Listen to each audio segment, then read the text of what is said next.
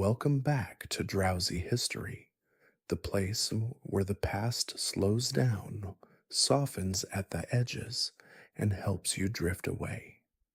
Before we begin tonight's journey, if these quiet hours in history help you rest, take a moment to subscribe so these long, slow nights can keep finding their way to you. And I have a question for the comments tonight, one I love reading in the morning with my coffee while most of you are still asleep.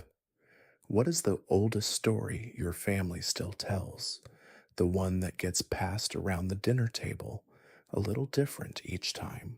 The great grandmother who crossed an ocean with nothing. The uncle who swears he met someone famous. The house fire. The lucky escape. The letter that arrived years too late. Leave it below. I read everyone, and if no story comes to mind, that's perfectly all right. Just tell me where in the world you're listening from and what time it is there.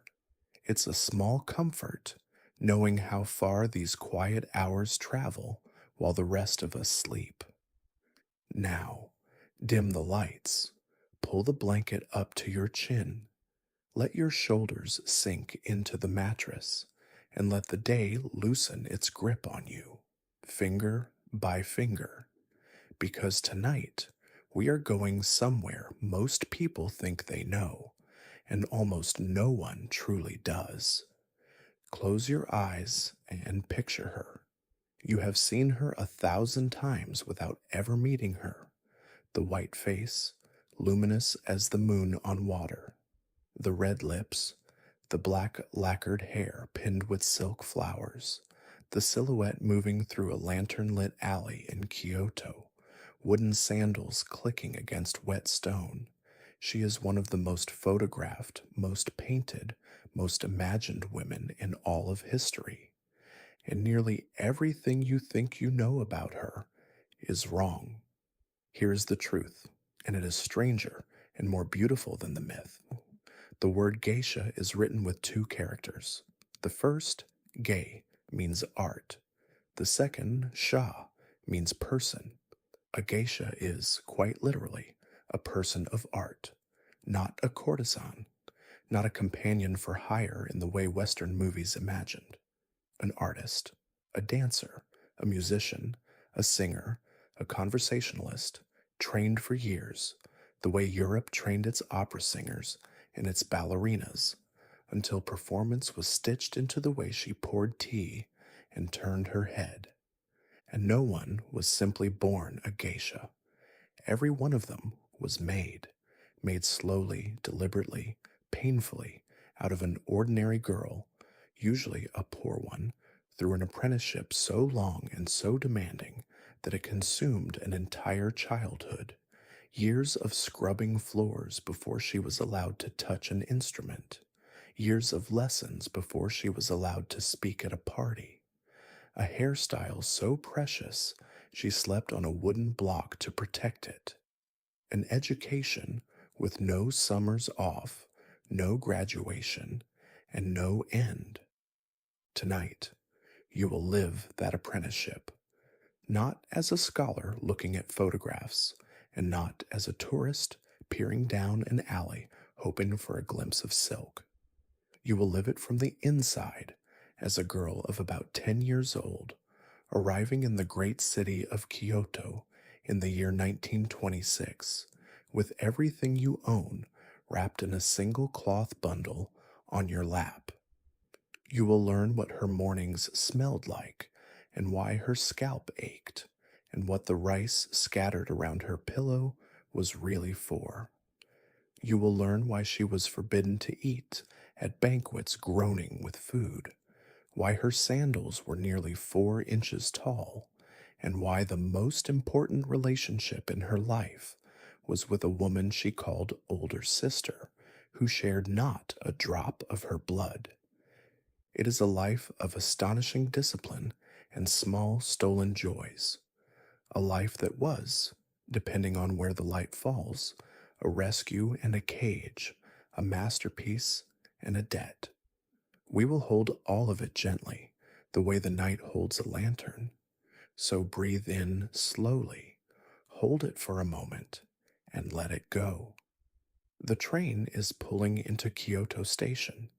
The year is 1926, and somewhere in the crowd on that platform, a girl who does not yet know her own future, who does not even know that by winter she will answer to a different name, is gathering her bundle and stepping down onto the platform. She is you. Let's begin. Kyoto in 1926 is a city with one foot in two different centuries. Electric streetcars rattle down the wide boulevards, their bells clanging past shop fronts that sell imported wristwatches and Western hats. But turn off those boulevards, slip down an alley barely wide enough for two people to pass, and the 20th century falls away behind you like a coat slipping from your shoulders. This is where you are going. A district on the eastern side of the city, pressed between the Kamo River and the wooded hills, where the streets are lined with low wooden houses the color of weathered tea. Their faces are covered in fine slatted lattices, so that from the street you can see almost nothing of what happens inside, only warm light, moving shadows, and now and then the sound of a stringed instrument, muffled like music heard underwater. The district is called Gion, and it belongs to a small, secret geography that most of Kyoto walks past every day without entering, the Hanamachi. The word means flower town. There are 5 of these flower towns scattered through Kyoto, each one a village inside the city, with its own school, its own festivals, its own rules, and its own fierce pride. Pontocho, squeezed into a single impossibly narrow alley along the river, where the tea houses back directly onto the water. Kamishichiken, the oldest, up north by the plum groves of the Great Shrine. Miyagawa-cho, just south along the riverbank. And Gion itself, split into 2 districts, east and west, the largest and most famous of them all. To the outside world, a flower town looks like nothing more than a few quiet streets. But inside, it lives an entire economy of beauty.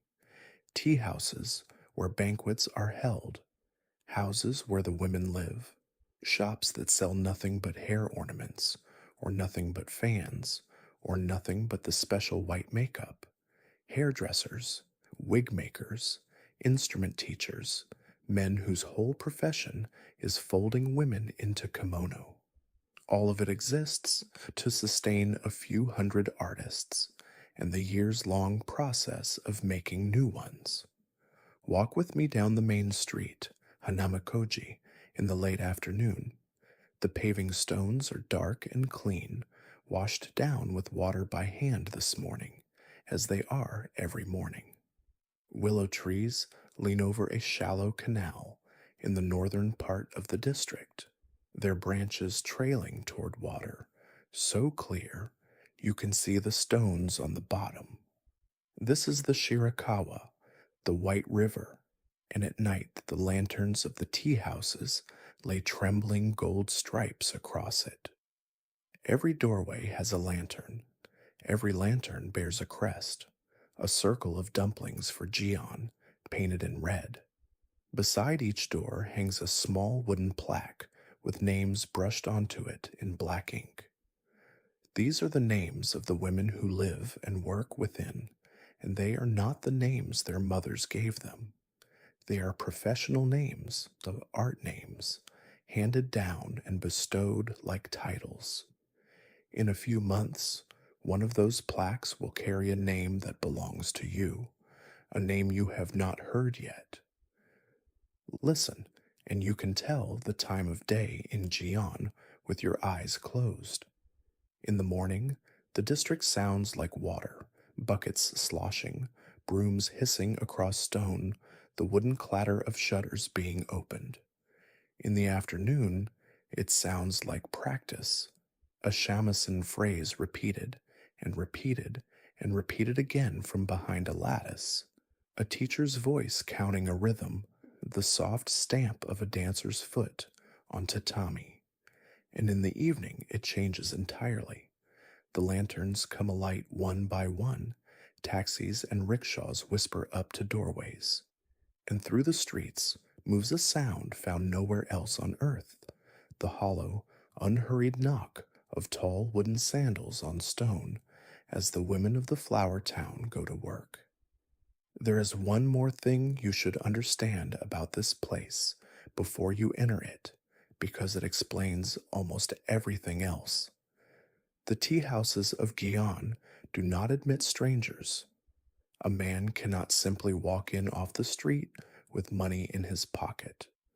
There is a rule, old and absolute, called Ichigen-san Okotowari, no first-time guests.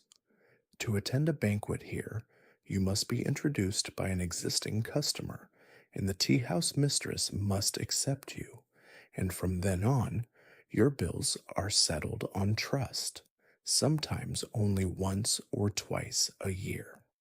This means the flower town runs not on cash, but on reputation. Every mistress knows every guest. Every guest is vouched for by another. And every girl who trains here is being prepared to enter rooms where discretion is the true currency, where politicians and silk merchants and famous actors can speak freely, because nothing said inside these paper walls ever leaks out through them. It is a closed world, a walled garden without walls. And on this particular afternoon in 1926, its gates are about to open, just wide enough to admit one small girl from the countryside, carrying everything she owns in a knotted cloth on her back. That girl is you, and the house you are walking toward, down a narrow street where the lanterns are just being lit, is called an okiya. You were born far from here, in a farming village in the hills of Tango, north of the city, where your father grows rice and your mother weaves silk crepe in the winter when the fields sleep under snow. You are the third daughter of 6 children. You know how to carry water, mind a baby, and find the sweetest wild persimmons on the mountainside. You have never in your life slept in a room by yourself. The harvests have been poor for 2 years running. You are old enough to understand the silences at dinner, even if you are too young to be told what they mean. And so, one morning early this spring, a woman came to your village, a broker, elegant in a way no one in your village is elegant, with a city voice and soft hands, and she sat with your parents for a long time while you were sent outside. We will not linger on the arithmetic of that afternoon. It is enough to say that money changed hands, and a paper was stamped, and your mother did not look at you when she told you the news. You are going to Kyoto. You are going to become, if you work hard, if you are lucky, if you are chosen, a woman of the flower town. The debt your family carries has been lifted. It has been placed instead, quietly and completely, onto your small shoulders. You will spend the next 10 years paying it down with your hands, your feet, and your art. This was not rare. In the Japan of the 1920s, it was one of the known roads out of rural poverty, and mothers wept over it and also, sometimes in secret, felt relief. A daughter in a good okiyas would be fed every day.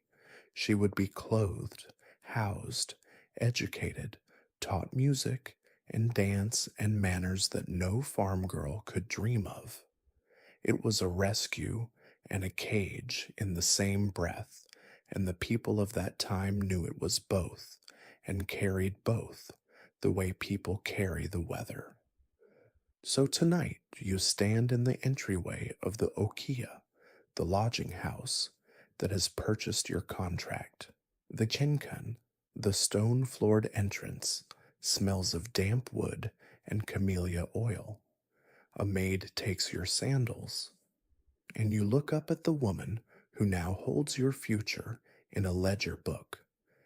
Everyone in the house calls her Okasan, mother. She is perhaps 50, small and upright, dressed in a kimono the color of wet slate, and her eyes take you in the way a jeweler takes in an uncut stone, not unkindly, but without a single drop of sentiment. She was a geisha herself, decades ago. She knows exactly what this life will ask of you because it asked all of it from her. Under her authority live her elderly mother, two working geisha whom you will learn to call older sisters, one apprentice a few years ahead of you, a cook, a maid, and now, at the very bottom of the household, beneath even the cat, you.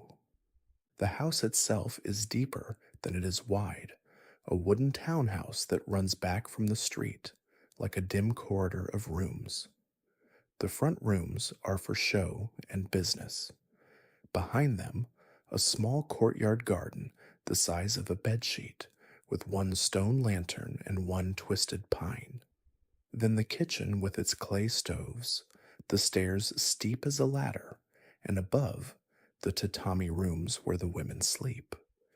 In the corner of the main room stands a Buddhist altar where offerings of rice are set out each morning, and near it, the low desk where Okasan keeps her ledgers, including, as of today, yours. Because here is the arrangement, and you may as well hear it plainly the way she tells it to you on your first night, in her soft Kyoto speech that you can barely follow. Everything you receive from this day forward is written down: your food, your bedding, your lessons, the doctor if you fall ill. Later, the kimono and the kimono child cost more than your father's house. All of it goes into the book against your name, and everything you earn once you begin to earn goes to the house, and the book slowly is balanced. When the book is balanced, you are free. Most girls need until their early 20s. Some need longer. Then she says the thing that every girl in your position was told in one form or another. Whether the book ever balances, whether you rise, or whether you spend your life as a maid depends on you, on how you work, on how you learn, on whether the flower town decides you are worth making. That night, you lie on a thin futon in the maid's room, listening to a house full of strangers breathe. Through the wall, very late, you hear the front door slide open, and laughter, and the rustle of silk, the older sisters coming home from work, trailing perfume and the smoke of banquets. Their world is 20 feet away from your futon. It will take you 4 years to cross those 20 feet. Somewhere in the dark, a temple bell counts the hour. You put your face against the cloth bundle from home, which still smells faintly of your mother's kitchen, and you let yourself cry, quietly, so no one hears, for exactly as long as the bell rings. Then it stops, and so do you. Tomorrow, they tell you, begins before dawn. Your new title is Shikomi. The word means something like in preparation, the same word a cook uses for ingredients being readied before the real cooking begins.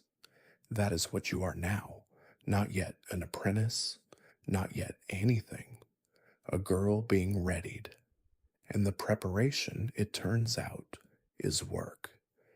You wake in the blue-black dark before 5, when the charcoal seller's cart can already be heard 2 streets away. You fold your bedding and stack it in the cupboard before your eyes are fully open. Then the morning begins in the order. It will begin every morning for years. Open the wooden shutters, room by room, letting the cold pour in, sweep the entryway, wash the paving stones in front of the house. Every house in Gion washes its stones every morning, and the whole street steams faintly in the early light. Draw water, feed the stoves, set rice at the family altar, heat the bath.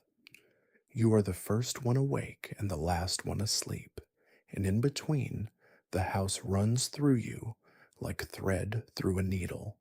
You carry messages across the district, learning its knotted alleys by errand. You fetch hair ornaments from the shop, tofu from the corner seller, medicine from the pharmacist. You launder the older sister's underrobes, which must be washed constantly, and hang them like white flags in the courtyard. You learn to fold silk, which is a skill, like folding water, and to air the kimono against mildew, and to spot a loose thread from across a room, because a loose thread, Okasan says, is a scandal waiting to happen. In the evening comes the part of the job you will remember all your life. The older sisters go to work at dusk, and you go with them part way, carrying their shamisen in its lacquered case, holding an umbrella over their heads if it rains, trotting behind the rustle of their silk like a duckling behind swans. Then you return home, and you wait up. However late they work, you wait. Midnight, 1 in the morning. You kneel by the door fighting sleep, because it is your job to greet them, take their sandals, help peel them out of the long obi sash, and bring them tea while they wipe the white paint from their faces and turn back into tired young women with ordinary skin. There is a saying in the flower towns, and now you live it. The shikomi sleeps last and rises first. But here is what an outsider would miss, watching you scrub and haul and fold. The whole time, every hour of it, you are being taught, and you are being tested. You are being taught the language, for one, not Japanese. You already speak that. You are being taught Kyoto's language, the soft, rounded, courteous dialect of the flower towns, where thank you is okini and everything is wrapped in an extra layer of gentleness. Your northern country vowels are scrubbed off you syllable by syllable, the way the steps are scrubbed each morning. The first time you say okini correctly, without thinking, the cook laughs and tells you the city is getting into your bones. You are being taught to see how the older sisters hold their shoulders, how they come down the stairs in a full length kimono without ever looking at their feet, how they kneel, spine straight, in one smooth fold like a fan closing. You copy them in secret, at night in the maid's room, until the other shikomi giggles at you from her futon. And you are being tested, quietly, constantly. Okasan watches how you take correction, whether you sulk, whether you have to be told things twice, whether your hands are quick and your mouth is slow, which is the correct arrangement. The flower town has no use for a girl who cannot endure, because endurance is the raw silk from which everything else here is woven. Plenty of girls fail this stage. Some are sent home, some stay on as maids forever, and you see them around the district, grown women in plain cotton, carrying other women's instruments, and you understand, without anyone saying it, that this is the door you must not fall through. There are kindnesses too, and you hold on to them like coins. The cook slips you the crisp burnt rice from the bottom of the pot, which is the best part. The elderly grandmother of the house, half blind, likes your voice and has you read to her, and corrects your accent gently, and tells you stories of the district in her own girlhood, when the lanterns burned oil and the river flooded, and a certain tea house cat was famous in 3 streets. On festival days, you get sticky rice with red beans. Once, the senior geisha of the house, a woman so elegant you can hardly look at her directly, pauses on the stairs, studies you for a moment, and says, to no one in particular, that your neck is good.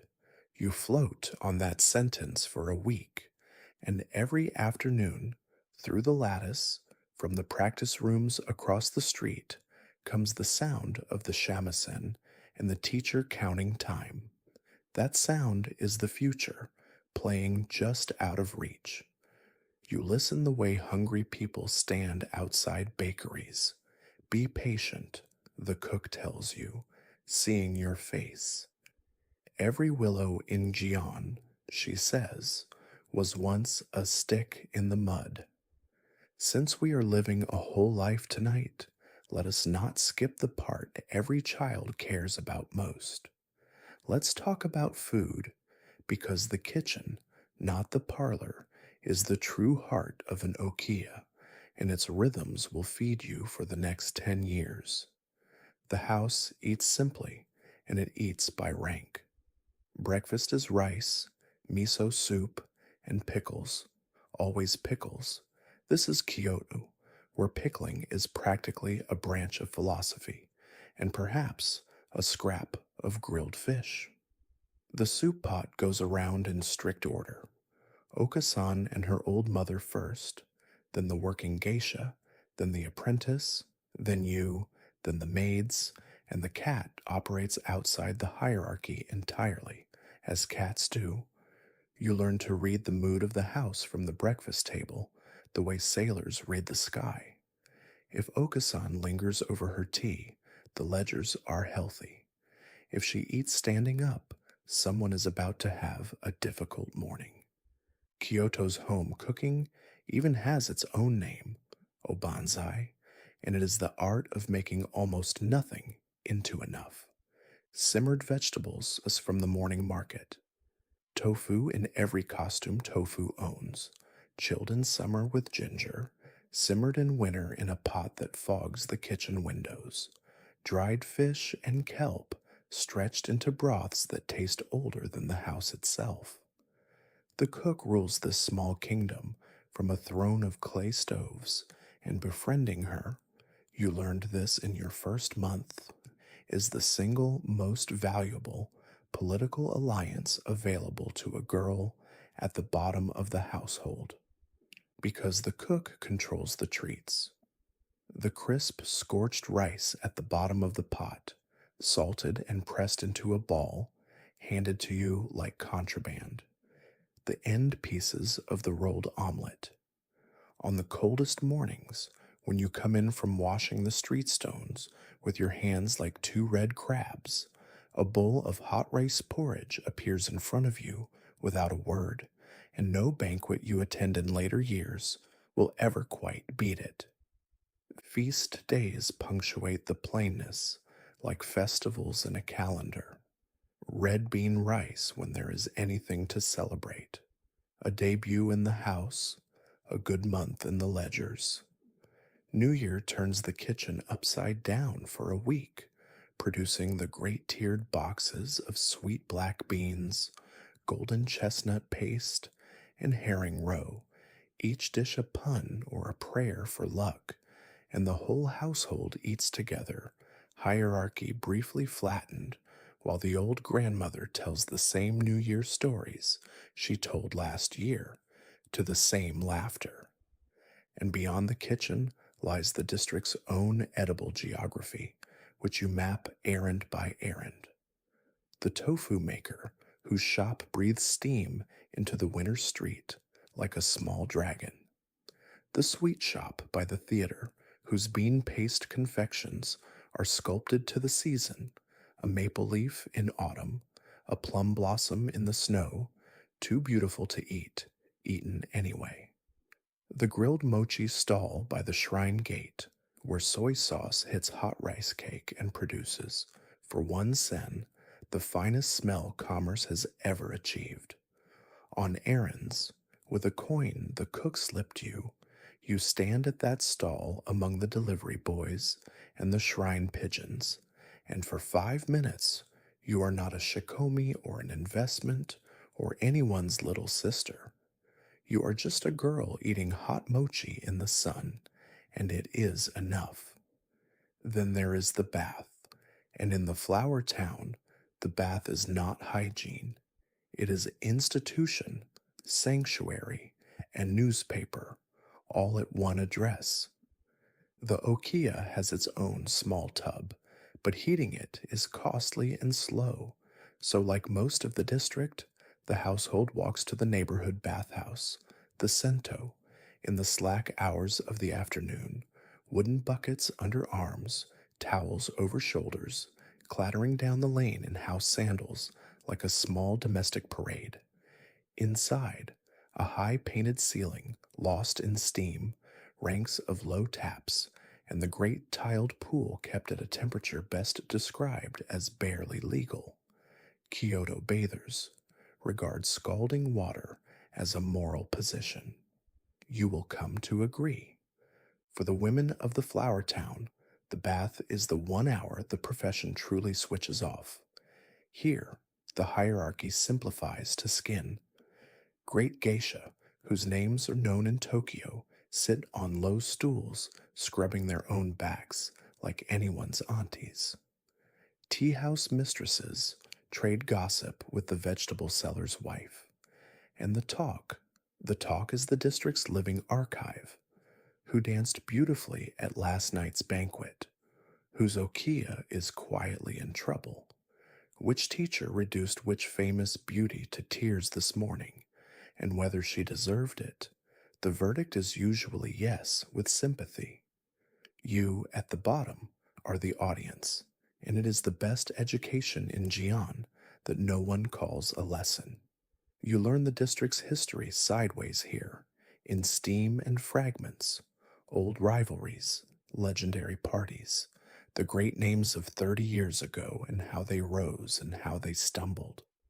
Apprentices with their sculpted hair bathe carefully, necks craned like herons, washing around the monument, and every woman in the room remembers doing the same and pities and teases them in equal measure. The old women get the deep corner of the tub by unwritten treaty, where they sit in the hottest water up to their chins, eyes closed, pickled in heat and seniority, occasionally issuing rulings on the gossip like judges from the bench. Afterward comes the finest part, the slow, boneless walk home through the evening lanes, skin glowing, hair towel wrapped, blood humming, a bottle of cold milk drunk, standing at the bathhouse door, because that is the law of bathhouses everywhere. The lanterns are just coming on. The first shamisen of the evening is tuning up behind a lattice somewhere. The district smells of steam, charcoal, and dinner. Whatever else this life takes from you, and we have been honest tonight that it takes plenty, it gives you this hour almost every day for years. Warmth, company, clean skin, and the sound of women laughing through steam. Hold on to that image, sleeper. When the history books talk about the flower towns, they photograph the silk. The women who lived there asked what they missed most as old ladies, decades later and cities away. A remarkable number of them named the bathhouse. It happens after almost a year on an ordinary morning with no ceremony at all. Okasan looks at you over her ledger and says that starting next week you will attend the school. You have to set down the tea tray so your hands don't shake. Every flower town has one, its own academy, founded to train its women in the arts. Gion's stands near the theater, and inside its walls, some of the most demanding teachers in Japan hold court over a room of girls in cotton practice kimono. There are no report cards here that matter, and no diploma at the end, because there is no end. Even the great geisha of the district, women in their 40s and 50s, still attend lessons. That is the first thing the school teaches you before you ever touch an instrument. In this world, no one is ever finished.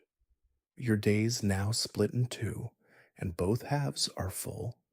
Mornings at the school, afternoons and evenings, still the Shikomi's chores, because lessons do not excuse you from the laundry. Sleep becomes something you do quickly, between obligations, like a cat.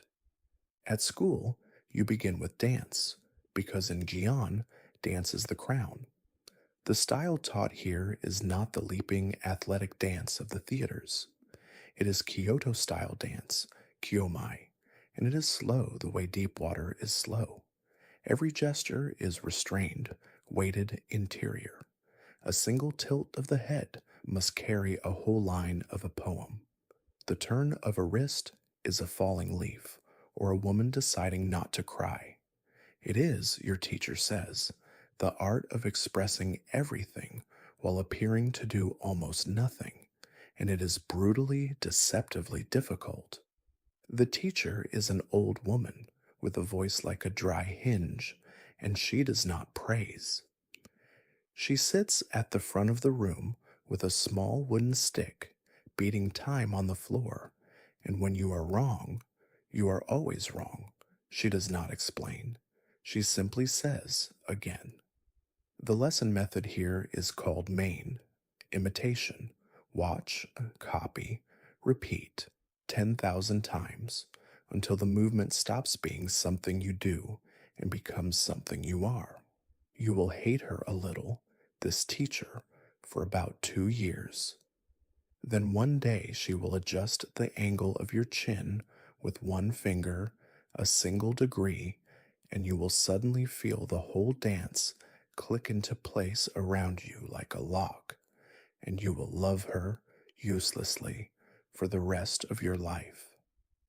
Then there is music, the shamisen, 3 strings, a long neck, a body faced with skin, played with a heavy plectrum shaped like a ginkgo leaf. Its sound is sharp, twanging, melancholy, the sound of the flower town itself. There is no sheet music to speak of. You learn by ear, phrase by phrase, teacher first and student echoing, the way birds learn.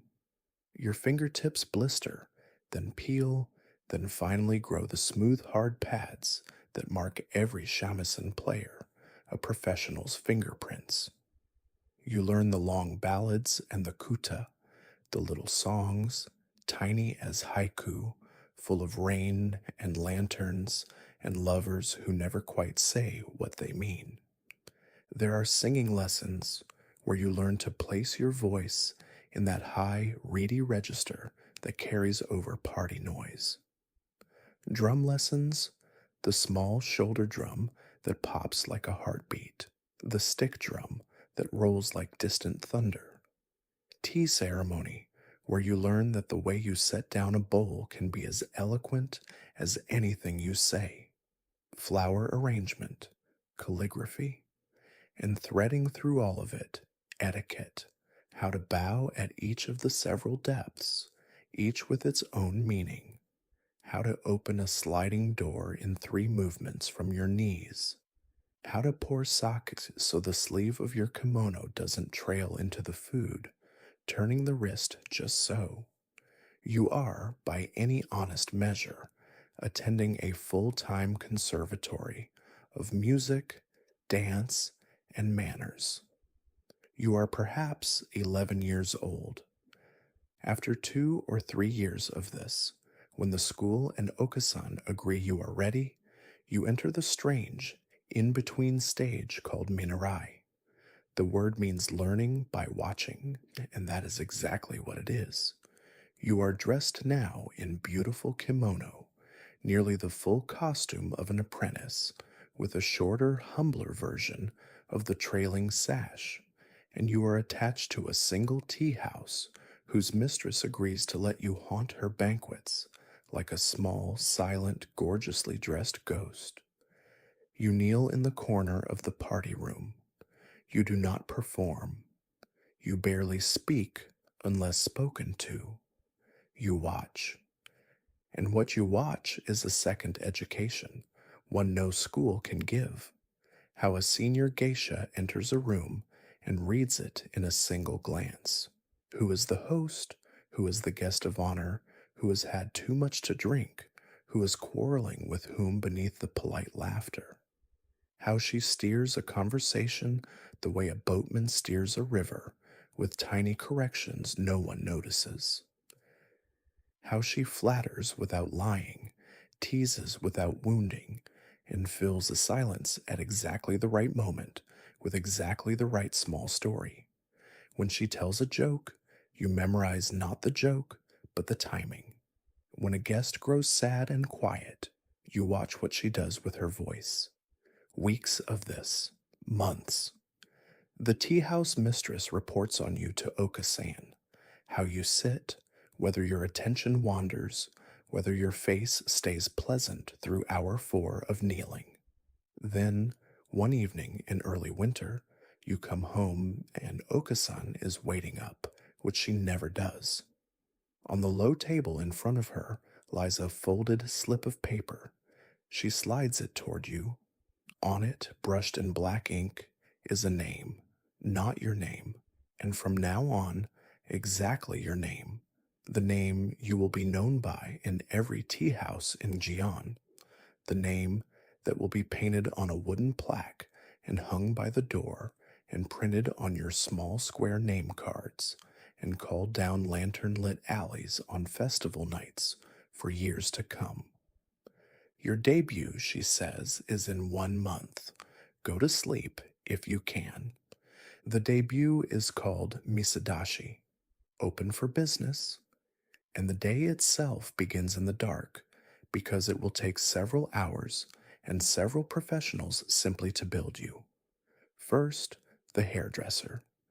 You went to her shop days ago, and she spent the better part of 2 hours transforming your own hair, not a wig, that comes years later, into the style worn only by the youngest apprentices, parted, waxed, swept up and folded into gleaming black loops, with a knot of scarlet silk fabric bound into the crown so that a small burst of red shows through the black like an ember. Every strand is stiffened with warm bensuke wax, which smells faintly of cloves and will follow you around for years. The style must last a week at a time. How you protect it while you sleep is a story for later tonight, and it is one of the strangest stories in this whole life. Then, on the morning itself, the makeup. Kneel at the mirror. An older sister sits behind you, sleeves tied back, and begins. First the wax, warmed in her palms and smoothed over your face and neck until your skin is a sealed canvas. Then the white oshiroi, a paste mixed in a dish with water and painted on with a wide, flat brush, long strokes down the face, the ears, the throat. Your face vanishes a stripe at a time, and someone else's face, older, calmer, moon pale, rises in the mirror to replace it. In your grandmother's day, this paint was laced with lead and quietly poisoned the women who wore it. By your time, mercifully, the poison has been taken out, and only the transformation remains. She paints your neck last, reaching around you, and she does not paint all of it. At the nape, she leaves 2 clean prongs of bare, unpainted skin, pointing down your spine like a serpent's tongue, and on the grandest occasions, 3. Ask why, and you will get a different answer from every woman in the district. Because the nape is the most elegant part of a woman, and the glimpse of real skin is the whole poem. Because a mask must show its edge to be understood, as a mask. You will spend years deciding which answer you believe. Then the details, tiny and exact, red at the outer corners of the eyes, brows drawn in black with a whisper of red beneath, and the lips. Here is a rule the crowds who photograph you will never guess. In your first year, you may paint only the lower lip, one small petal of red on a white face. It looks strange, and it is meant to. It is a badge that says beginner, the way a single stripe says private. The full mouth must be earned. Now the dressing, and for this, you need a man. He is the Otokoshi, the professional dresser, one of the few men whose work takes him inside the Okia, and he handles silk the way sailors handle rope, with speed, strength, and total unsentimentality. Underrobes, then the kimono itself, black, heavy with crests for the ceremony, its padded hem designed to trail along the floor behind you like a wake. Then the obi, the great sash, and an apprentice's obi is like no other in Japan. It is the dorari, the dangling obi, over 5 meters of brocade, knotted high on your back so that its two ends hang down behind you, nearly to your ankles, swaying when you walk. Woven into its very tip is the crest of your okia, so that anyone in Gion can read, at a glance from behind, exactly whose girl you are. The otokoshi braces, wraps, cinches. You learn to exhale on his count, and when he is done, you are wearing many pounds of silk, and standing has become a skill. Last, the sandals by the door. Okobo, carved blocks of Polonia wood, tall as your hand is long, with little bells in the hollow of some. Up on them, you are inches taller and one wrong step from disaster. The flower town's answer to the problem is simple. Walk slowly, walk beautifully. You have nowhere to be that matters more than how you get there. And then the ceremony that matters most, more than the clothes, more than the crowds. In a tea house room, before witnesses, you kneel across a small table from the geisha who has agreed to become your one son, your older sister. Cups of sake pass between you, 3 cups and 3 sips each, in the same exchange that binds brides and grooms. And with that, you are bound to her, and she to you. It is she who has shared her name with you. Her name begins with a syllable of good fortune, and now yours does too, so that anyone hearing it knows whose line you belong to. From today, she is your master, your advocate, your fiercest critic, and the closest thing to a mother the working half of your life will ever have.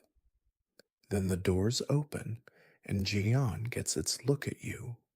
For 3 days, you make the rounds of the entire district, every tea house, every okia of standing, kneeling at each threshold with your forehead nearly to the floor, reciting the formula. I am newly opened. I ask for your kind favor. Behind you comes a small procession of gifts and greetings. The mistresses look you over, the neck, the hairline, the way you rise from a bow, and their verdicts, murmured to each other after the door slides shut, will shape your bookings for the next year. Strangers stop in the street. Shopkeepers come out to see. Somewhere, a photographer's flash pops. Late on the 3rd night, you finally kneel at your own mirror to take it all off. Camellia oil, cloth, and slowly your own face comes back. A 14-year-old's face, dazed, rubbed pink, with wax still shining at the hairline. Okasan appears in the mirror behind you. She holds up the day's account book, and for once, she is almost smiling. Do you know, she says, what you cost today? The kimono, the obi, The hairdresser, the gifts, the banquet. You do not want to know. More than a house, she says, with something like pride. Now go to sleep, little investment.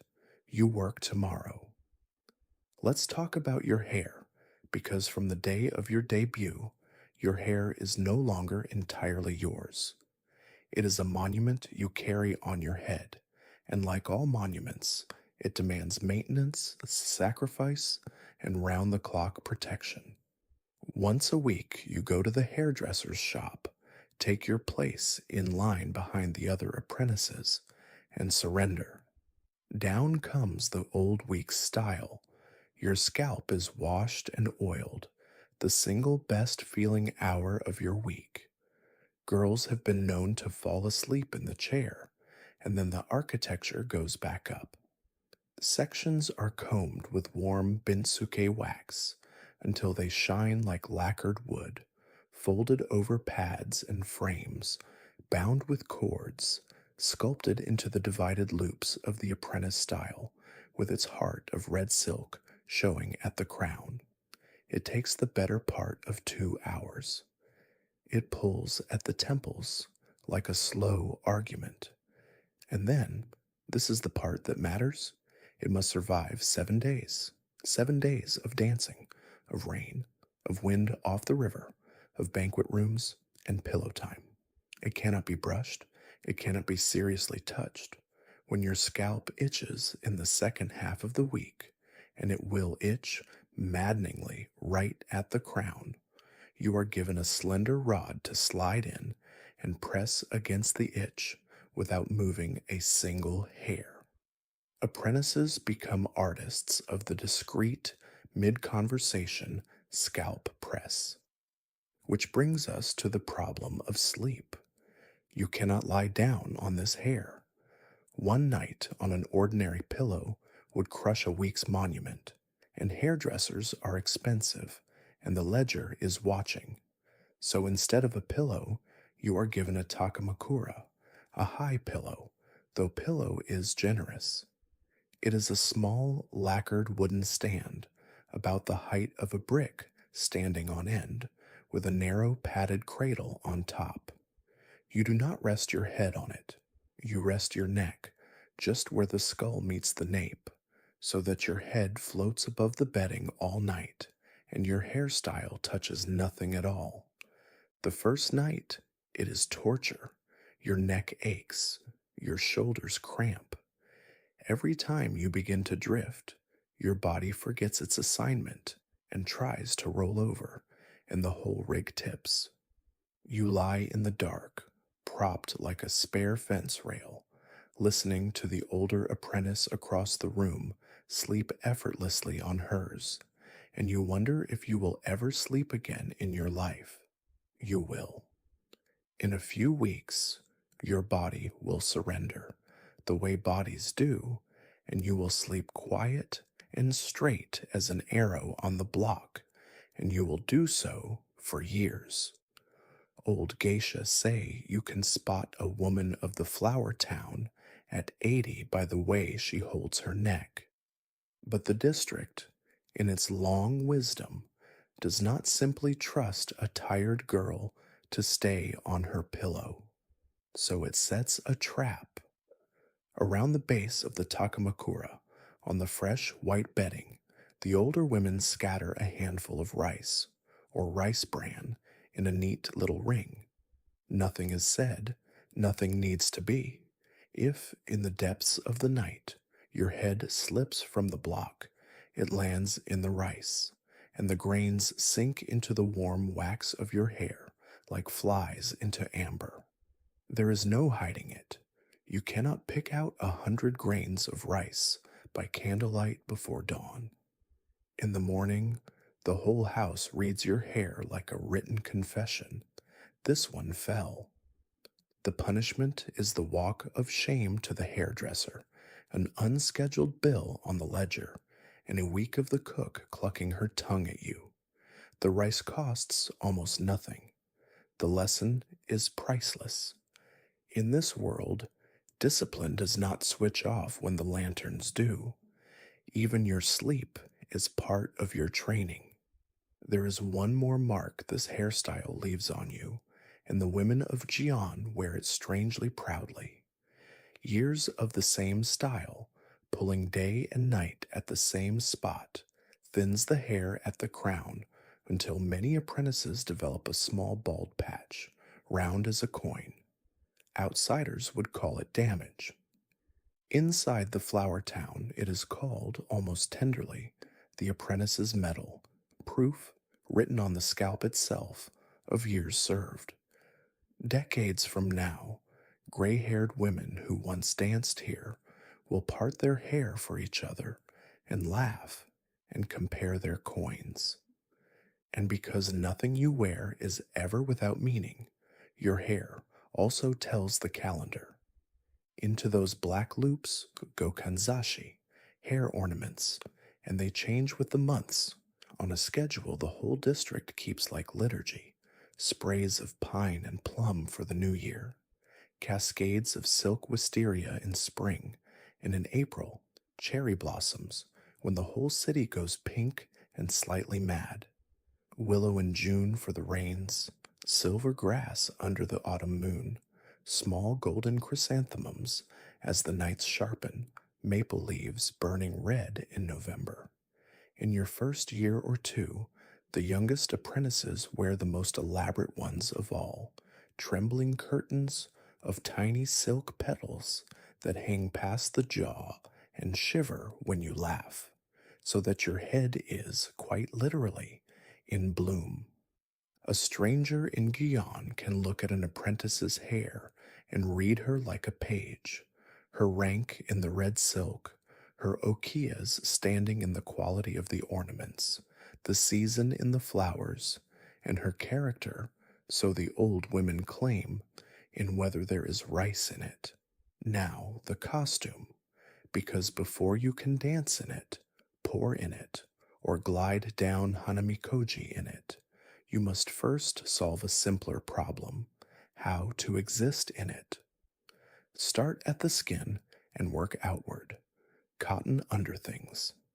Then the underrobe, its collar the part that shows at your throat. And the collar is a rank badge, embroidered red for apprentices, growing whiter with seniority until the day it turns white altogether. Then the kimono itself, not the neat ankle-length garment ordinary women wear, but the hikizuri, the trailing kimono, cut long so its padded hem pools and slides along the floor behind you indoors. Outdoors, you gather that trailing hem up in your left hand, always the left.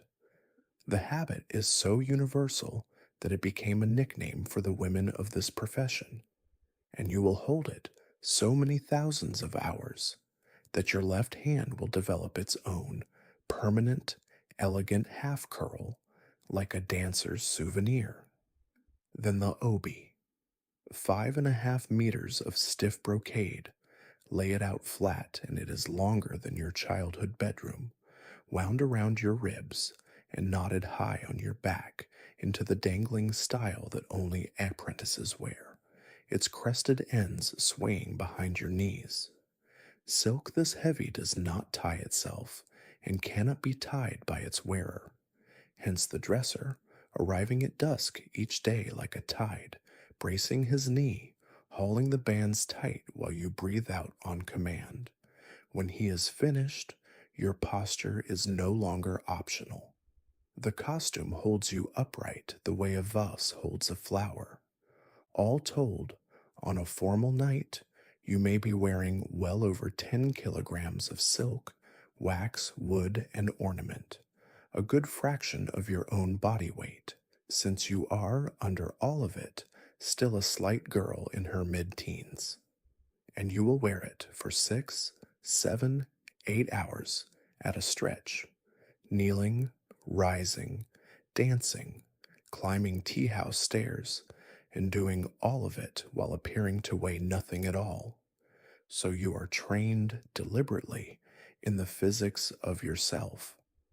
To rise from kneeling in one unbroken motion without hands, the weight of the obi used as a counterbalance instead of an enemy, to pass through a doorway with the trailing hem following you as obediently as a shadow, to sit, never fully back on the heels in company, but floating a breath above them, which is harder and looks lighter, to climb the steep tea house stairs in a way that keeps the hem, the obi, and your dignity all aloft at once, an operation with roughly the complexity of docking a small boat, and to walk.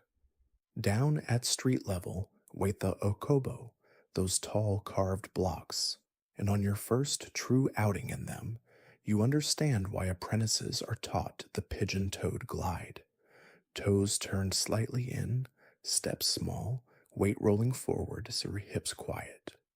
It is not an aesthetic whim.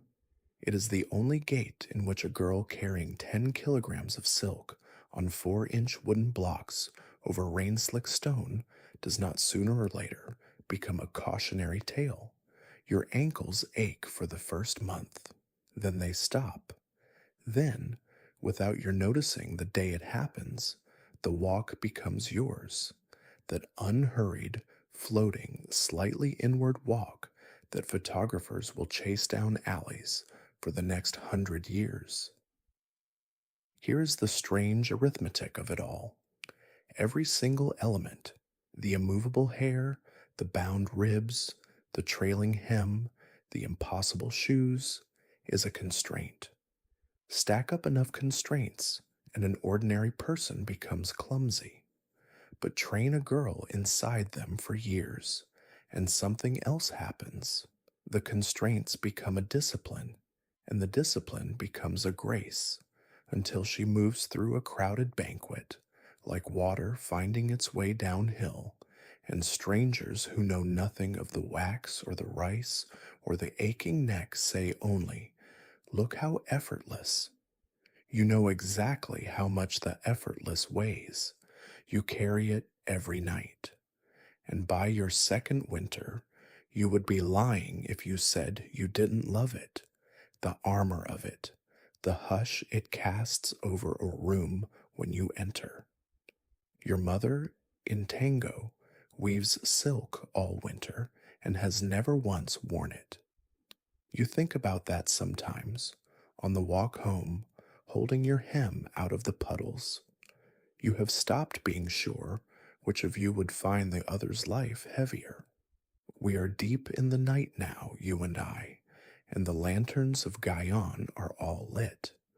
Before we follow her through the tea house door, let your body sink a little heavier into the bed, and let me ask you something. No need to answer now. Leave it in the comments if you're still awake, or let it follow you down into sleep. Everything this girl becomes, she learns from someone's hands guiding hers, an older sister correcting her wrist, a teacher counting time with a wooden stick.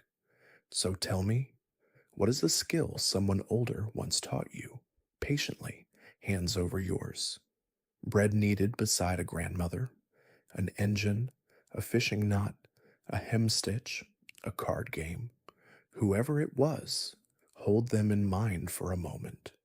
That is what an apprenticeship is in any century. Now, the tea house door is sliding open. Let's go in. Your working night begins at dusk, but it is arranged by lunchtime. In every flower town stands a small, unglamorous office called the kenban, the registry, and it is the switchboard of the entire district. Tea house mistresses call in their requests. Tonight's banquet for the silk merchants wants 2 geisha and an apprentice. The theater party wants dancers. A regular guest asks for you by name, which still gives you a small electric jolt every time. The registry matches names to parties, tracks every engagement to the fraction of an hour, and its books decide what the tea houses are billed, and thus, eventually, what trickles back through Okasan's ledger against your debt. The unit of all this accounting has the loveliest name in the business world, Hanadai, flower money, and the old women can remember when it was measured not by the clock, but by incense, a stick lit when the geisha entered the room. The bill counted in how many sticks burned to ash before she left. Time in this district was literally measured in fragrance. The modern registry uses cleaner arithmetic, but everyone still speaks of flowers when they mean fees, which tells you something about how this place prefers to see itself. By late afternoon, your schedule arrives at the Okia. 3 engagements tonight at 3 different tea houses, the first at 6. The dresser comes, the armor goes on, and at dusk you step out into the blue hour with your older sister. 2 silhouettes clicking down the stone street as the lanterns waken one by one. The tea house, the Ochaya, is not what the name suggests. Little tea is drunk here. It is a banquet stage, a discreet wooden house of tatami rooms, where the mistress provides the space, the atmosphere, and the guest list. Food arrives from caterers, and the entertainment, the whole living heart of the evening, is you and the women you came with. You kneel at the sliding door, open it in the prescribed 3 movements, and bow into the light and noise. A room of 6 men, a company banquet, hosting an important customer, already an hour into their sake. Your older sister enters like weather changing.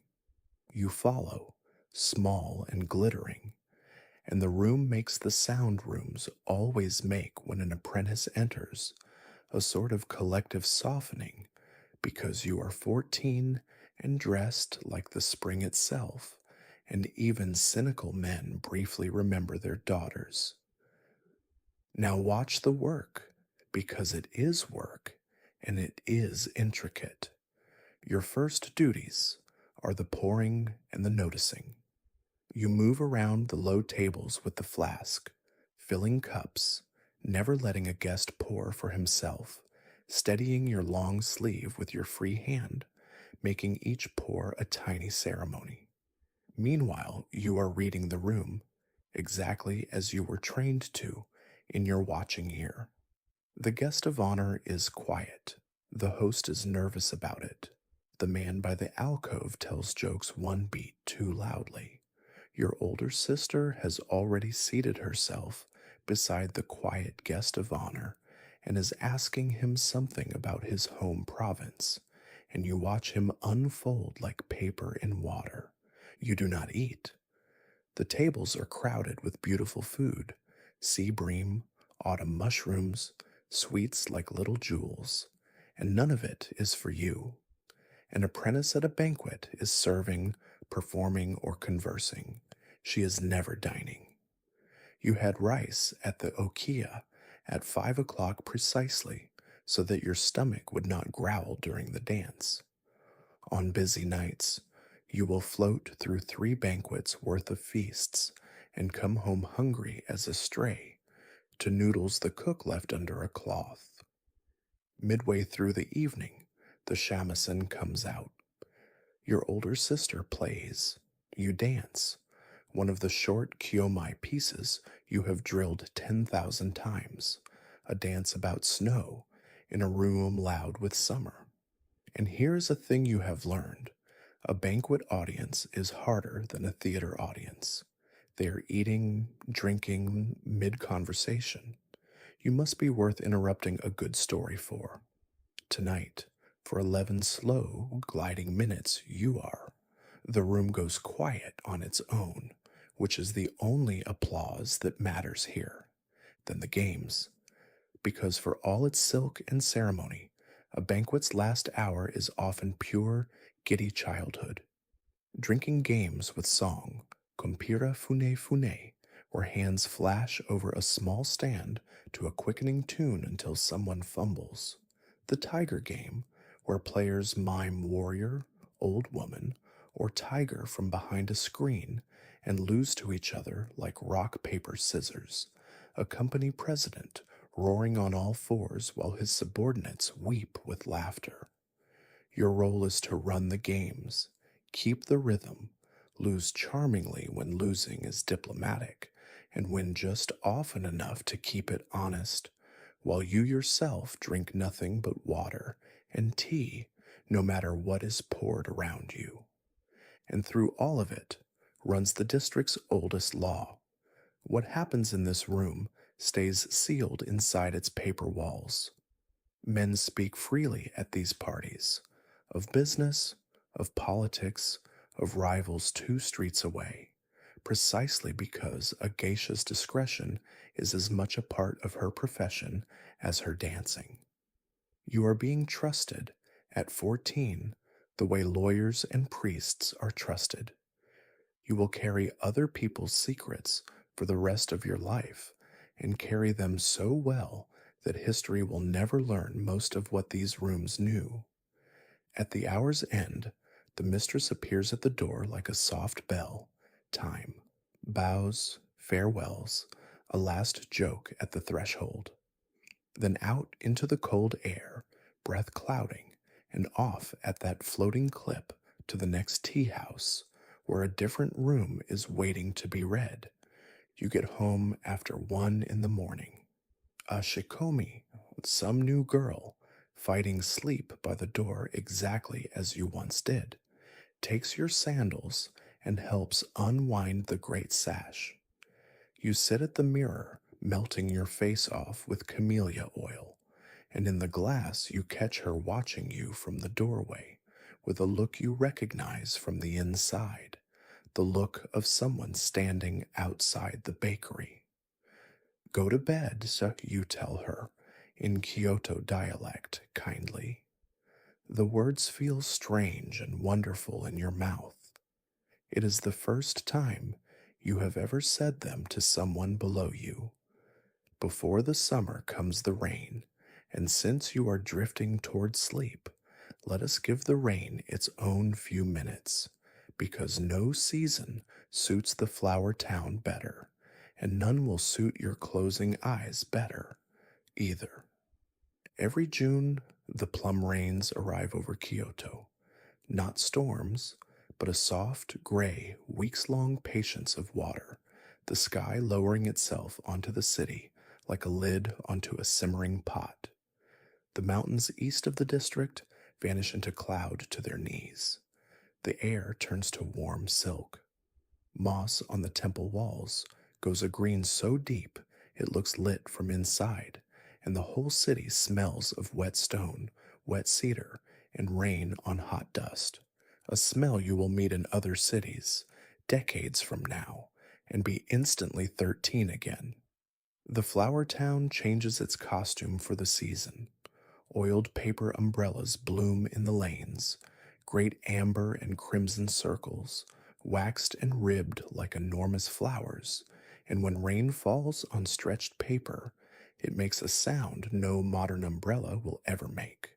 A soft, continuous drumming, intimate as a heartbeat, a private roof of sound you carry over your head from tea house to tea house. Wooden rain clogs come out, taller than the everyday kind, lifting hems above the puddles, and over your precious sculpted hair goes a hood of oiled cloth, because the monument must survive the monsoon. Errands slow down. The whole district slows down, in fact, and admits it. There is an understanding in Kyoto, old and unspoken, that the rainy season is not an obstacle to the city's beauty, but one of its exhibits, that the lanterns doubled in the wet stone, the willow branches heavy and dripping over the swollen canal, the gray light that makes every color deeper, are the district wearing its finest mood. Guests still come to the tea houses through the downpour, shaking off umbrellas in the entryways, and the banquets in the rain have a softness the dry season never manages. The shamisen sounding rounder in the humid air, conversation lower, the paper windows glowing while the water combs down endlessly outside. Inside the okia, rain reorganizes the day. Laundry strategy becomes a chess game the cook plays against the sky. Charcoal must be kept dry. Tatami must be aired in the brief clearings. And the kimono, the treasury, are guarded against damp like sleeping royalty. The storehouse checked, camphor renewed, silk shifted and refolded by hands that know mildew, is the one thief no lattice can keep out. And for you, the rains bring the year's gentlest gift, indoor hours with nowhere to hurry. Afternoons come between lesson and dusk when the errands are done and the house is quiet, and there is nothing for a girl to do but sit by the courtyard with mending in her lap, watching rain fall on the one twisted pine and the one stone lantern, listening to the chain of small sounds a wooden house makes in the wet, the gutters swallowing, the drip from the eaves finding its rhythm, the distant temple bell arriving blurred as if rung under water. The old grandmother loves these afternoons. She has you bring her tea and sit with her, and she tells rain stories. The year the river rose to the tea house floors, and the Geisha were carried out laughing on the backs of the dressers. The legendary downpour that trapped 3 parties in one tea house overnight and produced by morning 2 business partnerships and 1 marriage. Rain, she says, is good for the flower town. It slows the guests down. Slow guests listen. And listening, child, is where all the money in this district actually comes from. You will remember that later at 100 banquets. But this afternoon, you are not thinking about banquets. You are watching a sparrow shelter under the stone lantern's cap, fluffed into a ball, waiting out the weather with the patience of its whole species, and the mending is sinking into your lap, and the gutters are murmuring, and the grandmother has gone quiet in the way that means she is asleep sitting up, teacup still balanced, a skill of very old ladies everywhere. The house breathes around the 2 of you. Somewhere upstairs, an older sister who worked late is still sleeping. Somewhere across the district, a drum lesson persists stubbornly through the weather, faint as memory. The rain goes on combing the roofs of the flower town, 10,000 gray threads on the tiles, the same sound it has made over the same square of streets for 300 years, falling on tea houses and temples, and one small courtyard pine, unhurried, unbothered, so unfinished. Let it fall a while longer, sleeper. There is no errand. The stones are already washed. Every world has a season when it is most itself, and for the flower towns of Kyoto, that season is high summer, which is strange because Kyoto's summer is an affliction. The mountain bowl that traps the winter cold traps the July heat twice as well. The air goes thick as broth. Paper fans appear in every hand in the city, and the polite conversation of an entire capital narrows to a single shared observation. Hot, isn't it? Atsui desu na. You will say it 10,000 times and mean it every time. But the flower town, in its long cleverness, made a bargain with the heat centuries ago. When summer comes, the district moves to the water. Along the Kamo River, the tea houses and restaurants of the neighboring district build their summer platforms, wooden decks on stilts, thrust out from the buildings over the riverbed, floored with fresh mats and hung with lanterns and reed screens. From June to September, the banquets migrate out of the tatami rooms and onto these platforms, and the whole eastern bank of the river becomes a single glowing shelf of light and music hovering above the running water. And you work up there in the blue evenings with the river breathing cool air up through the floorboards. Guests arrive wilted from the city and revive like cut flowers. The sake is chilled now instead of warmed. Dinner is river fish, cold noodles fine as silk thread, chilled tofu trembling in ice water. Out on the dark river, night herons stalk the shallows between the reflections of 100 lanterns, and from the platforms up and down the bank, shamisen lines drift and tangle over the water. A dozen parties, a dozen songs, braiding into one long summer chord that the river carries south through the city and out of it. There are nights up there you will keep for the rest of your life. The banquet has gone quiet and easy. The old guests are trading memories instead of jokes. Your older sister is playing something slow, half for the party and half for the river. And you kneel at the platform's edge in the small breeze, keeping the sake cool and the silences comfortable, and you think, with the guilty astonishment of someone being paid to be somewhere beautiful, that girls in tango are pulling weeds tomorrow at dawn, and you will be here. Early in the season come the fireflies. There is an evening, the district treats it almost as a holiday, when word goes around that the fireflies are rising along the canal, and between engagements, or after them, the women of the flower town drift to the willow-hung banks of the Shirakawa to watch. Picture it from across the water. A row of apprentices and geisha in summer silk, lanterns behind them, absolutely silent for once, watching cold green sparks lift out of the grass and drift over the stream. One lands on an apprentice's sleeve, and the whole row leans in like a field bending.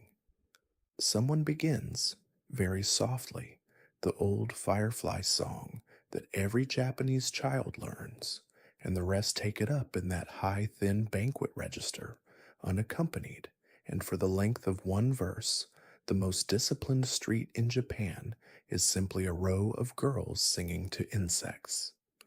Then a tea house mistress claps twice from a doorway.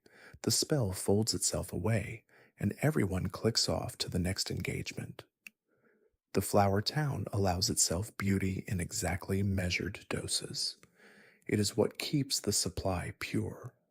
July brings the giant of the calendar, the Gion festival, the great month-long rite of the shrine at the district's eastern edge, when the whole city tilts toward celebration. The festival floats, wooden towers on man-high wheels, hung with tapestries, some of them older than most countries, are assembled in the streets west of the river, and on the festival's eve nights, the boulevards close to traffic and fill with families in summer cotton, food stalls, prayer, flirtation, and the massed chirp of 10,000 paper fans. The float's musicians sit high up in the towers, playing the festival's own hypnotic music, flutes and bells and drums in a pattern that never quite resolves, around and around, the sound of July itself. For the flower town, festival month is both harvest and homecoming. The tea houses are booked solid, but it is also the one stretch of the year when your world and the ordinary city fully mingle, when you walk the stall-lined streets in the crowd like everyone else, in a plain summer kimono for once, hair done simply, half anonymous, eating shaved ice with the cook and the maids, playing the goldfish scooping game, badly to the cook's delight. And here summer hands you its one small, sweet loneliness, because standing in that festival crowd, 13 years old, and then 14, and then 17, you can see both of your possible lives at once, all around you, the daughters of shopkeepers your own age, out with their mothers, sunburned and giggling, girls who will marry the neighbor's son and never once be looked at by a room full of strangers.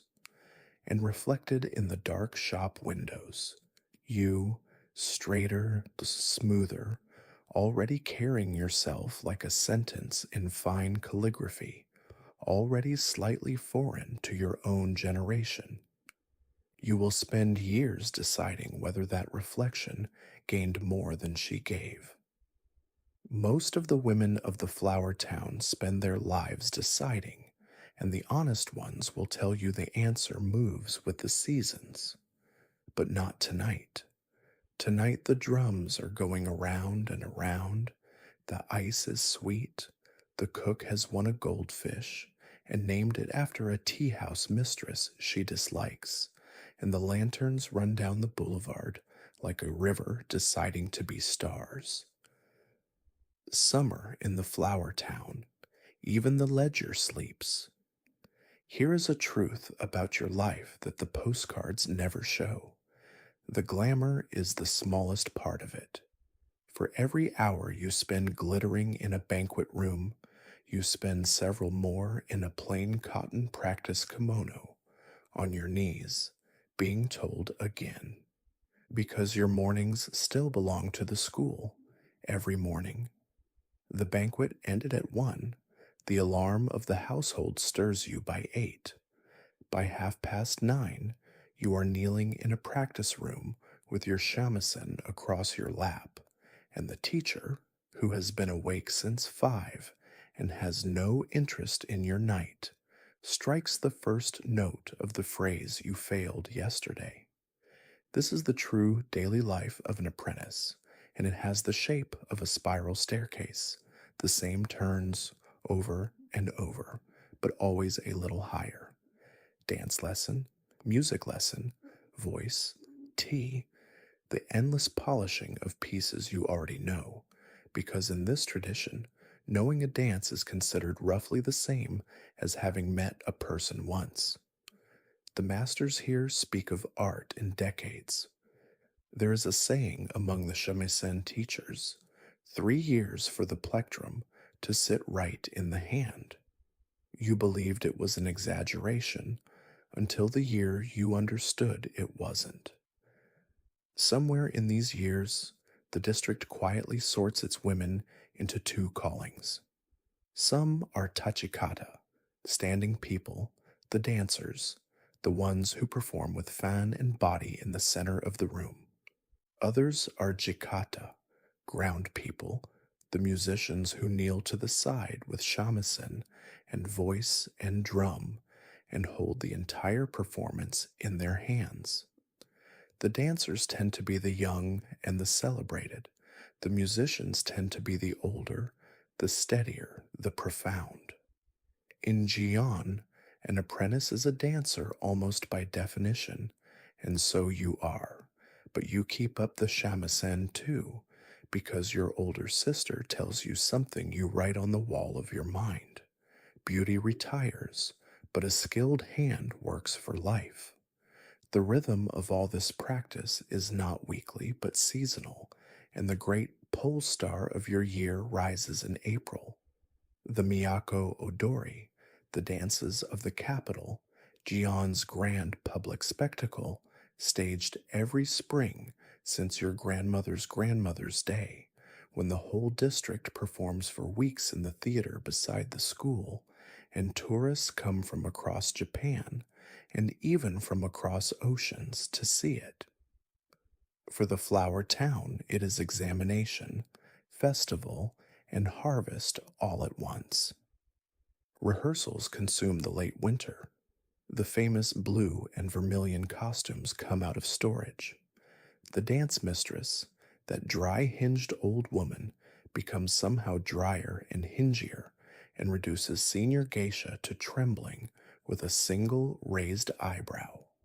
You drill your section of the ensemble until you could dance it unconscious, which is fortunate because with the season's schedule, you very nearly do. And then the curtain and the drums, and the moment the line of dancers moves as one body down the stage, like a wave of silk, and you are in it, one blossom among the branches, 14 years old, while somewhere in the dark of the audience sits a rice farmer's daughter from Tango who happens to share your bones, watching herself perform in the most celebrated theater of the old capital. During the intermission weeks of that festival, apprentices take turns serving tea to the audience in formal ceremony, hundreds of bowls a day, whisked and presented with the same precision as the dance. A foreign guest asks, through an interpreter, how long you trained to serve a bowl of tea this way. You do the honest arithmetic of school mornings and cannot say it with a straight face. Years, you tell her. She thinks it is a joke. Everyone in the room who lives in Gion does not. But no school, no teacher, and no stage teaches you as much as one single person, the woman who drank the 3 cups of sake with you on your debut day, your one zan, your older sister. Understand what she has done, because it is not small. By binding herself to you, she has attached her professional name, her reputation, built over a decade of flawless nights, to the daily performance of a teenager. Every room you enter as hers. If you charm, the credit brightens her name. If you blunder, spill sake on a guest, laugh at the wrong moment, repeat something you should have buried, the stain lands on her first. In the Flower Town's ledger of reputations, she has co-signed your loan. So she trains you with the thoroughness of a woman protecting her own name, which is to say, completely. She takes you to her banquets and seats you where you can watch her work. Afterward, walking home through the sleeping district, comes the nightly review, quiet and surgical. You poured for the guest on the left before the guest of honor. You answered a question with one word. A question is a door, never just close it. When the old man told the story everyone had heard before, your face showed it. Your face must never show it. She corrects the angle of your fan, the pitch of your greeting, the speed of your exit. Nothing escapes her, and slowly, because nothing escapes her, less and less escapes you. She also does for you what you cannot do for yourself. She opens doors. She walks you into tea houses whose mistresses trust her and says, "This one is mine. Look after her." And because it is she who asks, they do. She introduces you to her best customers, the reliable, courteous ones, and steers you past the other kind. With a touch on your sleeve, you learn to read like scripture. Your early bookings, the ones now chipping away at Okasan's ledger, exist almost entirely because her name is tied to yours. Is it tender? Not often, not on the surface. She is exacting, ironic, occasionally withering. But you come to understand that in this world, thoroughness is tenderness. And there are nights, a guest was rude, your feet are bleeding into your tabby socks. A letter from Tango said your grandmother is failing. When she says nothing at all, just walks you the long way home along the canal, past the willows, at exactly the pace your heart needs, and buys you hot sweet bean soup from the last open stall, and stands there in her magnificent silk in the steam of the stall like an empress at a campfire until you can breathe again. Decades from now, when you are old, the debts and the applause will have faded together. What you will remember is her hand adjusting your collar in 100 doorways. In an entire district built on artificial families, mothers by contract, sisters by ceremony, you will have learned the strangest lesson of the flower town, that a family built on purpose can hold as fast as one built on blood. Every closed world runs on rules, and the flower town has more rules than a monastery, most of them unwritten, all of them enforced, and every one of them, you slowly realize, load bearing. There are the rules of the body, how deeply to bow and to whom, a nod for the tofu seller, a folding at the waist for a tea house mistress, forehead nearly to the tatami for the grand dance teacher, whom you greet as though she were weather. Kneel before sliding any door. Never step on the threshold beam, ever, anywhere. Hold your sleeves when you reach. Cover your laugh. Walk on the correct side of your older sister, half a step back, like a small boat in a larger boat's wake. There are the rules of speech. The district's dialect must be yours completely now, soft, indirect, unfailingly gracious. You learn that in Gion, no is a word almost never spoken aloud. Refusal arrives wrapped in 3 layers of silk, as that would be difficult, or what a lovely thought, said with a particular tilt of the head, and everyone understands perfectly. Directness is for farmers. You are a farmer. You are being taught to miss the bluntness of home, like a food you're no longer served.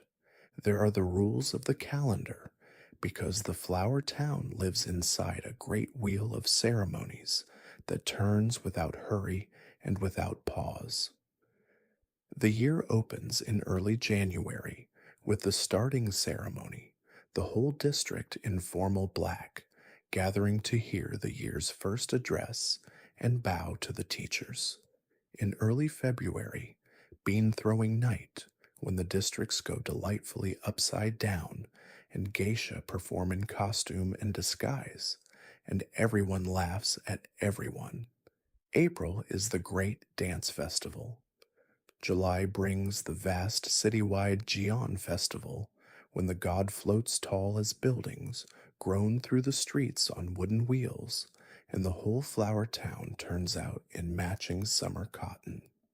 And on the 1st of August comes the day you will grumble about for the rest of your life, Hasaku, the great greeting day, when in the very furnace of the Kyoto summer, every geisha and apprentice dresses in full formal black silk and walks the entire district, tea house to tea house, teacher to teacher, bowing at each door to thank them for their continued favor. The heat is monstrous. The wax runs. The crowds come to photograph you melting graciously. It is misery, and it is magnificent, and no one would dream of abolishing it. And secretly, by your 3rd year, neither would you. Then, in mid-December, the year folds shut with Koto Hajime, the beginning of preparations, when the whole district files through the home of the grand dance mistress, bearing round mirror cakes of rice, thanking her for the year's teaching and receiving her blessing, and new fans for the year to come. Watching the greatest geisha in Gion kneel to that tiny old woman like first-year students, you finally understand the true shape of this world. It is not a pyramid of beauty. It is a pyramid of teachers. And then there are the harder rules, the ones about your heart. An apprentice does not court. Romance is, at minimum, a scandal risk and a distraction. At maximum, a fired torpedo into the side of your Okia's investment. Marriage, for a working geisha, means retirement. Full stop. There are no married geisha. So love is a door out of the profession, and everyone eyeing that door is watched. You are 15, 16. There is a young man at the fan shop who wraps your orders with unnecessary care. Nothing will come of it. You know the rules. But no rule yet written has stopped a 16-year-old from taking the long way past the fan shop And the flower town, wise about everything, is wise about this too. The older women see it, say nothing, and steer you home. We should speak honestly now about the money, because the money is the loom this whole life is woven on, and because you think about it more than the postcards would ever admit.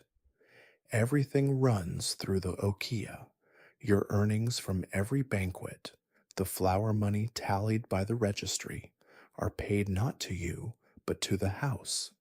In return, the house pays for everything: your keep, your lessons, your hairdresser, and above all the kimono, that staggering rotating treasury of silk, dozens of ensembles keyed to season and occasion, any one of which is worth more than your father earns in a year, all of it stored in the fireproof storehouse that is the true bank vault of every okia. None of it is yours. All of it is spent on you. This is the bargain, and Okasan's brush records every stroke of it. Against those costs stands your debt, the original payment to your family, plus interest, plus everything since. And here is the strange, hopeful mathematics of your position. Unlike your mother's debts or your father's, this one can actually be beaten because your earning power grows with every year of training. A popular apprentice in a great district is a small economic force. Banquet by banquet, season by season, the ledger's terrible number is shrinking. Around the district, you can see every version of how the story ends. There are women who worked free of the book in their mid-20s and now operate as independents, jimai, self-paying, renting their kimono, keeping their earnings, answerable to no mother but themselves. There are those a house loved so well they were adopted outright as daughter and heir, their debt dissolved into inheritance, destined to sit one day at the low desk with the brush in their own hand. There are those whose patrons or families bought out their contracts early, and there are the unlucky ones, the ones illness stalled or fashion passed by, still working down the number at 40, and the district treats them gently, and you learn to hear the word gently as the warning it is.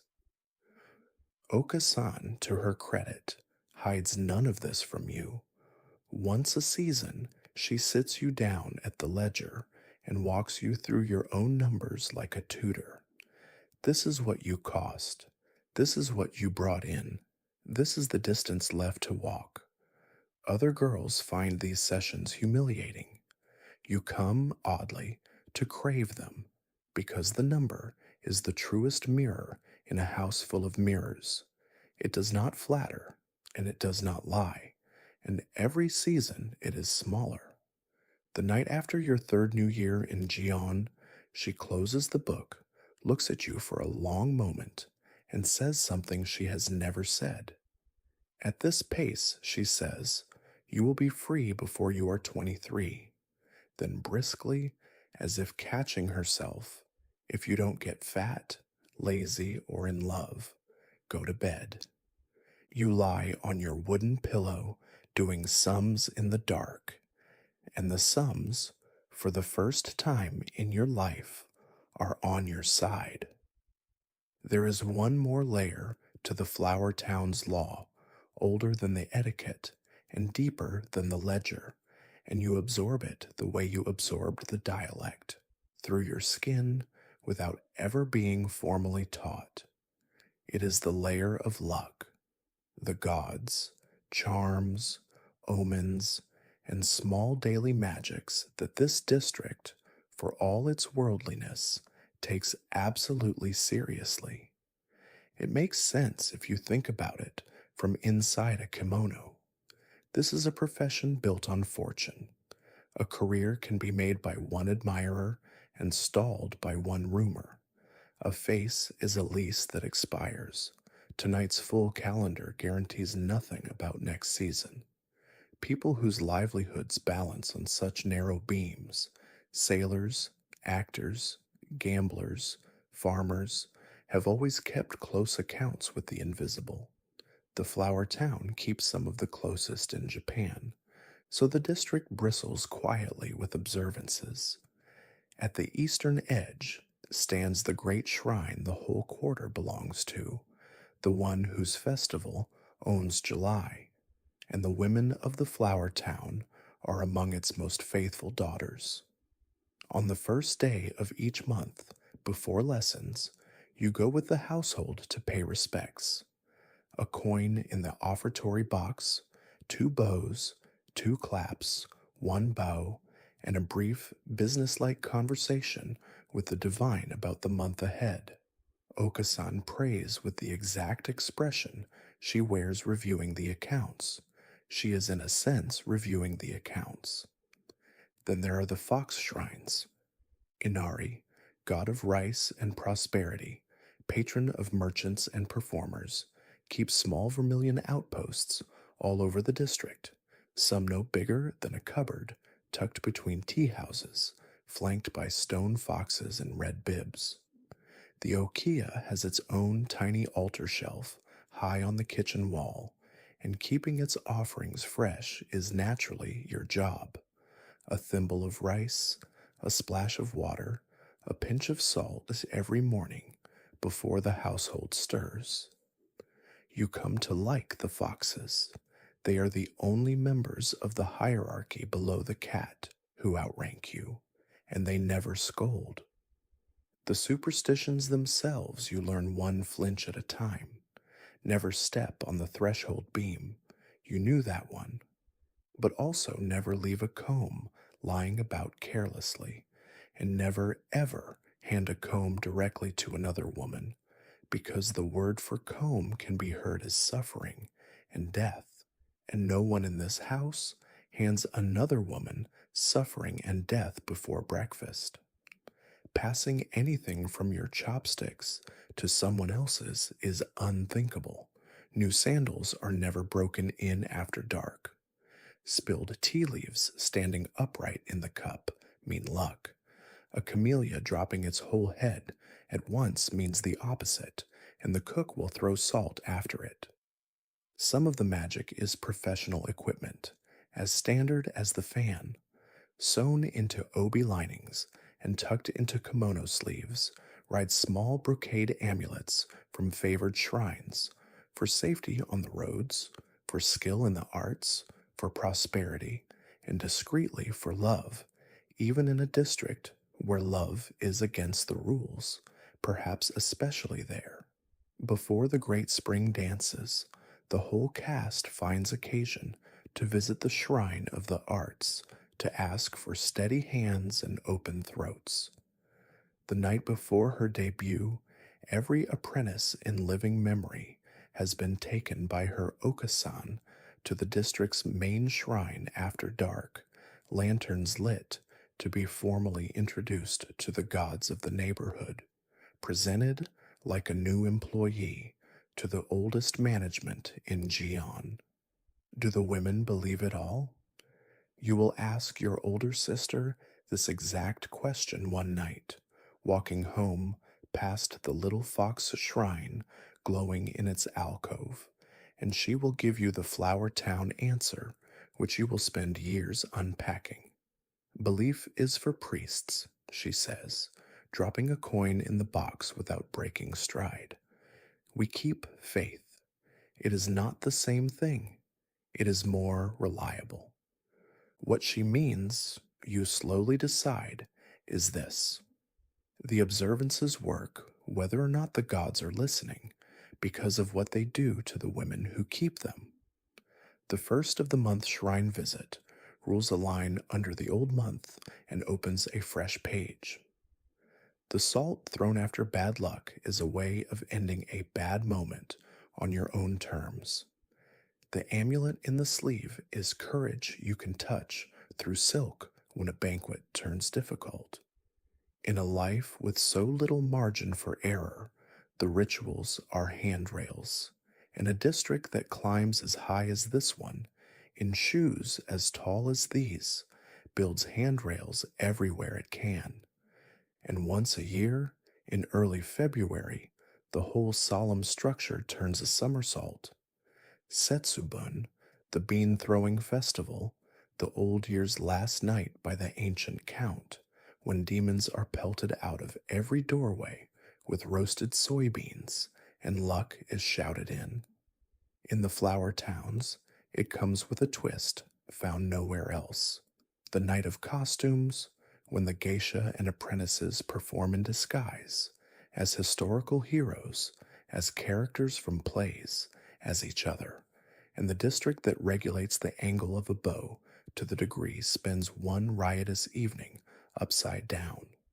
Your older sister, that monument of restraint, appears one Setsubun costumed as a famous sumo wrestler, padded to twice her width, and performs a dance of such straight faced, devastating comedy that a tea house mistress has to leave the room to breathe. The next morning, the beans are swept up, the boughs return to their proper degrees, and the wheel of observances rolls on toward spring. Order and release, discipline and carnival, each in its measured season. You fall asleep that night still laughing, under the shelf where the foxes keep their watch, in a house insured with the gods of three shrines. Whatever else can be said of the flower town, it does not leave luck lying around unattended. Every life has its hard rooms, and yours has winter. Kyoto sits in a bowl of mountains, and in January the cold settles into that bowl and stays, a damp, patient cold that gets into wooden houses and never fully leaves them. The Okia's only real warmth comes from charcoal braziers and the kitchen stoves. The practice rooms at the school have neither, and it is precisely then, in the coldest weeks of the year, that the flower town keeps one of its oldest customs, cold season training. The logic is as old as apprenticeship itself. Any hand can play a shamisen in June. The teachers want the skill that survives adversity, so in the deep cold, practice is not eased but intensified. You kneel in an unheated room, breath visible, and play until your fingertips go from stinging to numb to strangely clear, and the teacher says what the teachers always say. When you can play it beautifully now, you can play it beautifully anywhere. Dancers drill until the cold stops mattering. It is miserable. It is also, you hate admitting this, where your playing changes. Something in the tone hardens off, the way frost sweetens winter vegetables. Old musicians in the district can hear it in each other. Ah, they say, nodding at some flawless passage, that's January in her hands. Winter is also when the body sends its bills. Chilblains swell your fingers where they meet the strings. Your feet, in split-toed socks and sandals through the slush, ache up to the knee. Half the school is coughing by February. And when an apprentice truly falls ill, badly, weeks in bed badly, the whole fragile economy of her life holds its breath, because the lessons stop, but the ledger does not. In your fourth winter, it happens 2 doors down. An apprentice a year ahead of you, a girl with a famous laugh, catches a fever that will not break and is sent home to her village to recover. Her okia holds her place for a season. The season passes. The plaque with her name comes quietly down off the door. No one speaks of it carelessly. Her hair ornaments are wrapped in paper and stored. The mistresses who liked her ask after her for a year or two. This, too, is the flower town, a world that runs on discipline and account books, and grieves when it grieves, in whispers and small courtesies. You dance her part in the spring ensemble. You dance it well. It is the only message you can send her. And winter is when homesickness comes hunting. It knows better than to bother you in the crowded, blazing months. It waits for a February night when work is thin and the brazier is low, and a letter arrives from Tango in your mother's careful, borrowed handwriting. She never had much schooling. A neighbor helps, telling you the snow is heavy, the loom is busy, your little brother lost a tooth, and they saw a photograph. Someone's cousin brought it from the city, a picture from the spring dances, and there in the row of dancers, third from the left, was that. Could that possibly be? You sit with the letter a long time. Here is what you cannot fully explain to them, and what they cannot fully explain to you. The money went home. It has been going home in Okasan's punctual remittances all these years. It re-roofed the house. It bought the second loom. It kept your sisters in school an extra year. You know this. They know this. The letter says none of it, and all of it. You are the one who was sent away, and you are the one who saved them, and both of those are true at once, and neither of you will ever say either sentence aloud, because you are, after everything, still a family from Tango, where the deepest things go without saying. You write back that the dances went well, that Kyoto's snow is nothing compared to home, and that yes, third from the left, that was your daughter. Time in the flower town is counted in seasons and ceremonies, and so it is a ceremony that finally announces you have run out of girlhood. You are 20 now. You have been an apprentice for 6 years, a household name in your district for 2.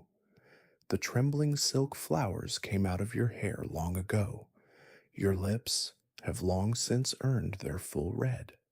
The styles and rules of the young apprentice have been shed one by one behind you, like mile markers.